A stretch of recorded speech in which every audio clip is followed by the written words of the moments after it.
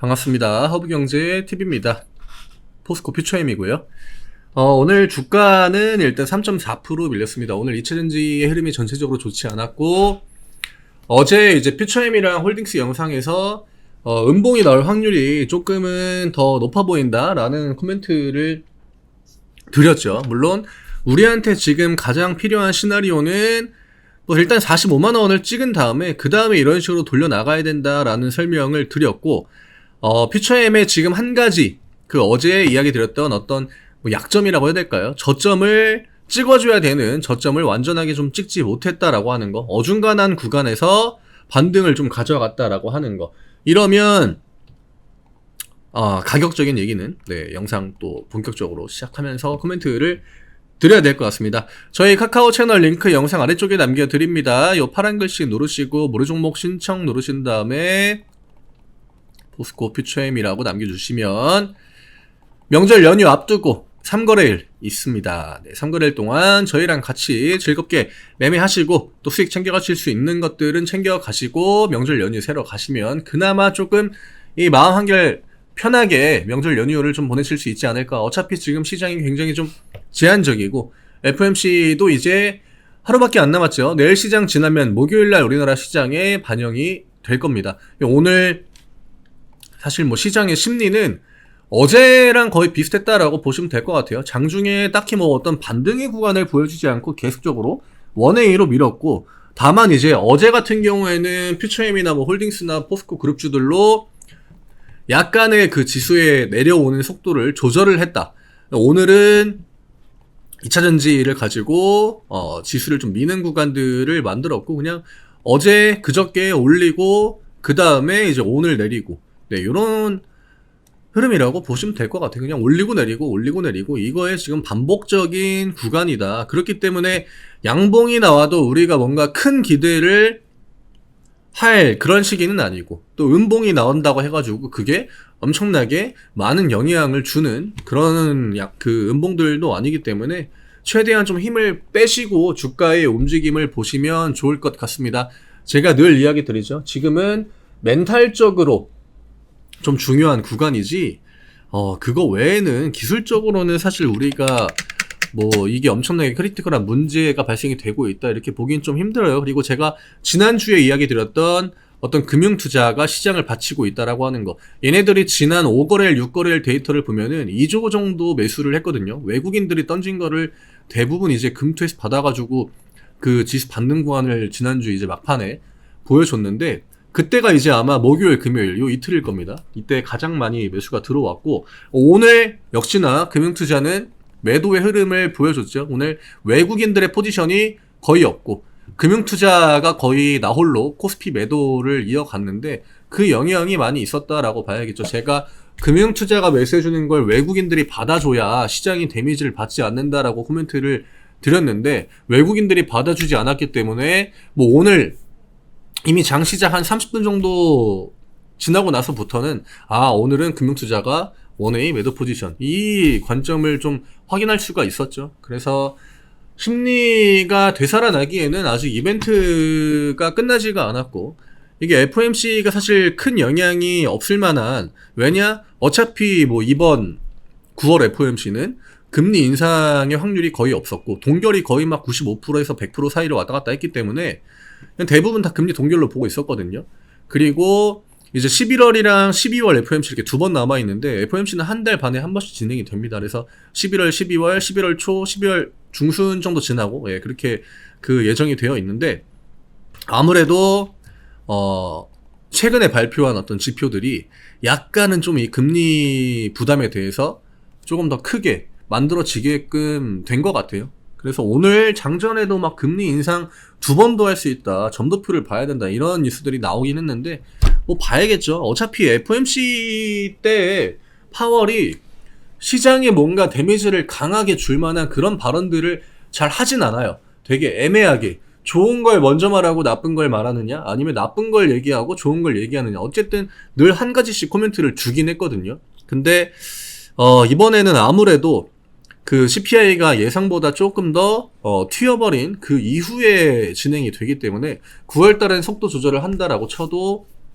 확실히 11월 달에 그 어떤 뉘앙스죠. 예, 그런 것들을 시장 참여자들이 중요하게 좀 보고 있는 것 같아요. 그래서 오늘 외국인들도 포지션이 없었고 내일까지도 아마 오늘 흐름이 좀 비슷하게 이어지지 않을까. 지금 뭐 반도체가 올라가고 내려가고 2차전지가 올라가고 내려가고 하는 거에 하나하나 의미를 부여할 만한 것들도 없고요. 그렇다고 뭐 시장에 엄청나게 호재가 많다? 그것도 아니고 악재가 많다? 물론 악재가 좀 있긴 하죠. 일단 지금 유가가 계속적으로 부담을 주고 있고요. 그 다음에 국채금리가 여전히 내려오지 않고 있다는 거. 이거는 매크로 환경이 크게 변하진 않고 있습니다.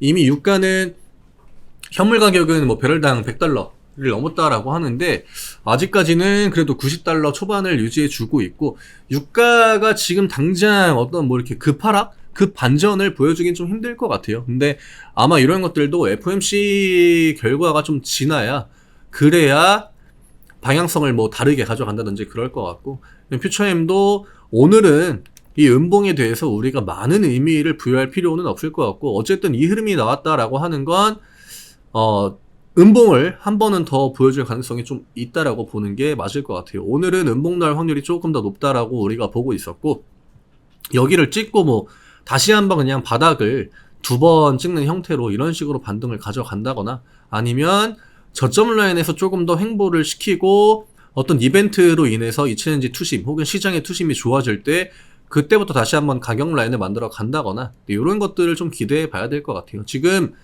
사실 가격 구간을 놓고 보면은 이 가격이나 뭐 이거 오늘 뭐 종가나 혹은 뭐 3거래일 전에 종가나 큰 차이는 없어요. 다만 지금 시장 자체가 심리가 워낙 좀 휘청휘청하는 구간이기 때문에 똑같은 가격의 종가가 형성이 돼도 음봉일 때와 양봉일 때 느끼는 그 데미지가 다르거든요. 이런 부분들만 좀 감안을 하시면 될 것 같아요. 지금 당장 외국인이랑 기관들이 좋은 포지션을 잡아줄 확률은 높지 않죠. 왜냐? 계속적으로 어떤 매도의 포지션을 잡고 있기 때문에.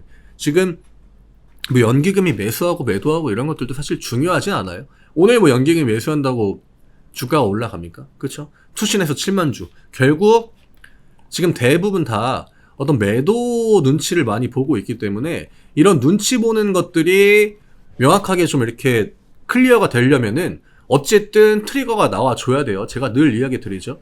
어떤 이벤트가 만약에 뭐 30일 날 예정이 되어 있다. 근데 한 25일부터 시장이 뭔가 좀 애매해요. 안 좋은 흐름이 나온다. 26일도 안 좋다. 그러면 보통은 30일까지는 이 흐름이 이어집니다. 왜냐? 이벤트에 임박하면 임박할수록 점점 더 어떤 매수 심리가 결과 보고 이벤트 보고 이거 끝나면 그 다음에 방향 결정해야지 이런 것들이 많아지거든요. 그렇기 때문에 우리가 그 경계심 이벤트를 앞두고 경계심이 올라간다라고 코멘트를 드리는 거고 지금 줄줄이 이어지고 있지 않습니까? 지난주에도 굉장히 일정이 빡빡했고 이번 주도 어쨌든 간에 파월의 어떤 발언을 우리가 좀 기다려야 되는 입장에서 내일은 좀 제한적인 움직임 39만원을 찍어주든 38만원을 찍어주든 큰 차이는 저는 없다라고 봐요. 물론 기술적인 가격으로 볼 때는 39만원에 대해서 지지를 보여주고 반등의 흐름을 가져가면은 어쨌든 접전 라인을 조금은 올려주긴 하거든요. 근데 뭐 지금 이거 가격 얼마 차이가 포스코 퓨처엠의 흐름에 엄청나게 큰 뭐 분위기 반전을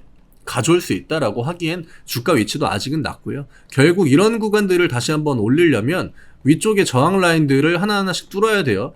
이런 자리 지금 시세가 나오고 나서 여기에 가까운 구간일수록 거래량들이 조금 더 높거든요. 그 다음에 이런 명확한 기술적인 반등 구간 이럴 때도 거래량이 좀 많이 붙고 근데 뒤쪽으로 나오면 나올수록 사실 어떤 외국인과 기관들의 영향이 커지지 개인 투자자들의 영향이 커지진 않아요.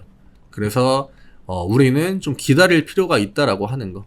여기에서 우리가 뭔가 액티브하게 어떤 거를 막 노리고 혹은 방향성이 이렇게 나오겠다 하고 막 풀베팅을 한다거나 그러면은 굉장히 또 피곤한 구간들이 나올 수 있기 때문에 천천히 조급하지 않게 확인할 거 확인하고 들어가도 늦지 않습니다. 여기에서 뭐 CPR 그 FOMC가 좋은 결과가 나온다라고 해가지고 뭐 10%짜리 양봉이 나오겠습니까? 지금 이 정도의 시장 분위기는 저는 냉정하게 아니다라고 보고 있기 때문에 조금 더 천천히 어차피 지금은 시간을 가지고 조정을 주는 흐름이라고 보시면 될 것 같아요. 어차피 저점, 고점 라인 큰 차이 없습니다. 계속적으로 가격 이런 식으로 만들어 가고 있거든요. 이 흐름이 이어진다라고 하면은 어차피 가격 라인은 뻔해요. 그럼 결국 우리가 버텨야 되는 건 이 위아래의 폭이 아니라 옆으로 얼마나 길게 늘어지고 그 다음에 가격 라인을 위로 올려주는지 이게 중요한 거지. 지금은 위아래에 우리가 흔들릴 타이밍은 굳이 아니다라고 저는 생각이 됩니다.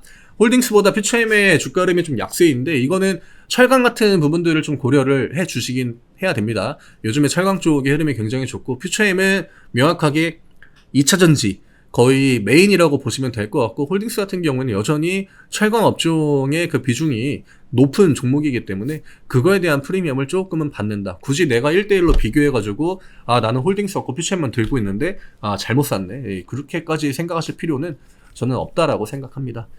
오늘 이 정도로 딱 정리해드리면 될 것 같고요.